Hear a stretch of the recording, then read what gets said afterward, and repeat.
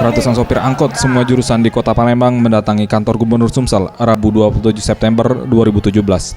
Mereka berorasi meminta Gubernur Sumatera Selatan Alex Nurdin agar menutup izin operasional angkutan berbasis online di Palembang, sebab penghasilannya yang terus berkurang sejak keberadaan taksi online.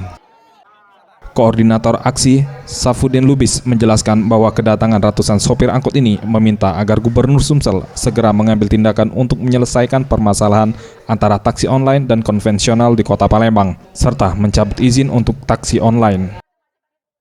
Ya, tujuan kami ke sini untuk menyampaikan aspirasi kami karena semenjak adanya online tersebut, angkutan berbasis online ini sudah mengurangi penghasilan kami sebagai angkutan umum, angkutan yang resmi. Nah, jadi kami minta aturan pemerintah itu kita minta direvisi itu untuk angkutan berbasis online itu harus ditutup di Kota Palembang seperti kota-kota lain.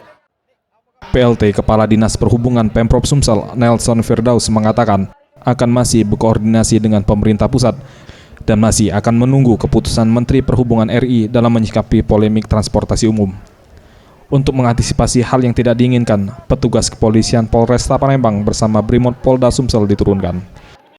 Ini kan masalah online. Karena ini kewenangannya pemerintah pusat, ini akan kita teruskan ke pemerintah pusat, kan? Jawaban dari pemerintah pusat seperti apa nanti kita lihat, kan? Pak, tapi tadi ditunggu sampai hari Sabtu itu apa tuh, Pak?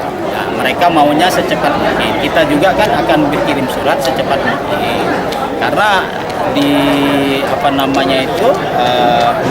di hasil dari gugatan mereka ke Mahkamah Agung yang online itu kan dikasih waktu 3 bulan sih sampai dengan 1 November. Tapi karena ini mereka menuntut juga adanya penutupan ini, ya kita tetap sampaikan ke pusat apapun ini.